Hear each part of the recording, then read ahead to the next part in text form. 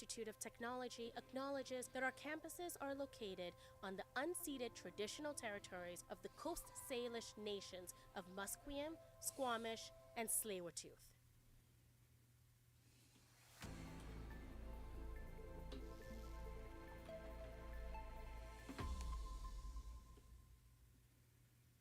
Good afternoon, listeners. I'm Emma Bolsner, and here are your 1 o'clock news headlines.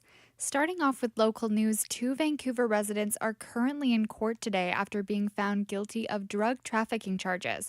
Jeremy Calicum and Eris Nix sold safety-tested heroin and cocaine through a compassion club between August 2022 and October 2023. This is the first hearing.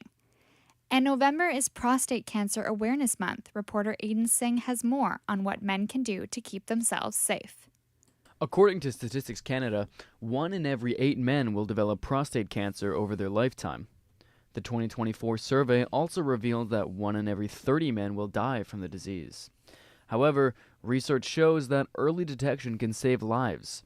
If prostate cancer is diagnosed in stages 1 through 3, there's a near 100% chance of survival.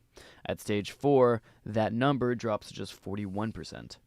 The Canadian Cancer Society stresses that regular exams are important to catching the cancer early.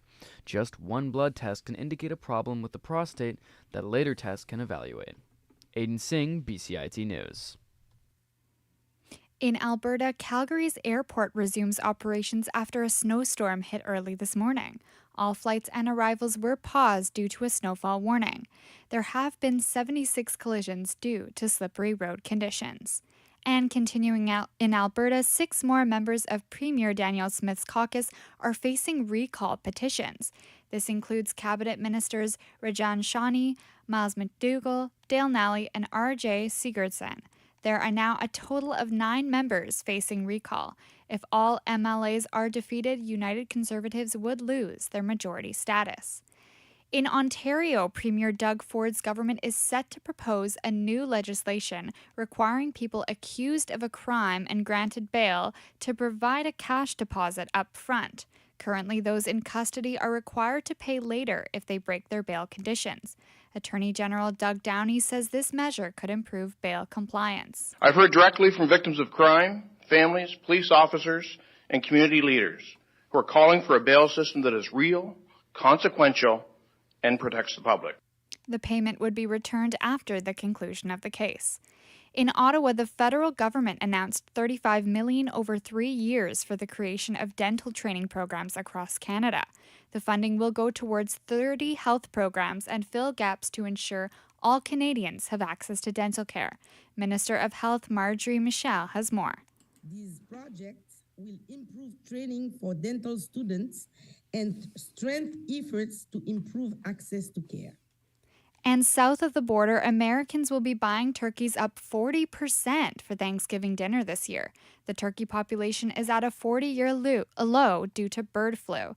Canned cranberry sauce had the biggest price increase as well after drought and new tariffs on steel impacted production.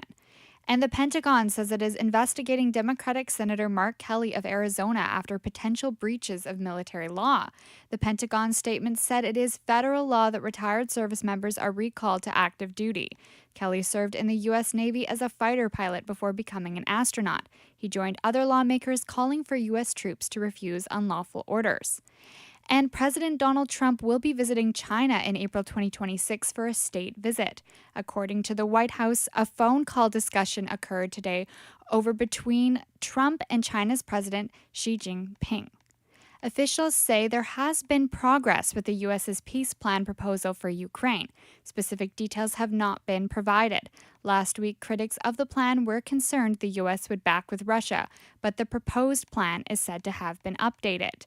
In Nigeria, 50 of the over 300 school children abducted from a Catholic school have now escaped and been reunited with their families.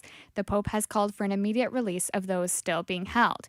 And now to weather, mostly cloudy conditions today. Periods of showers will begin this evening and end around midnight. Today's high will be 6 degrees. Those are your 1 o'clock news headlines. Thanks so much for tuning in and staying informed. I'm Emma Bolsner, and you're listening to BCIT's The Crow.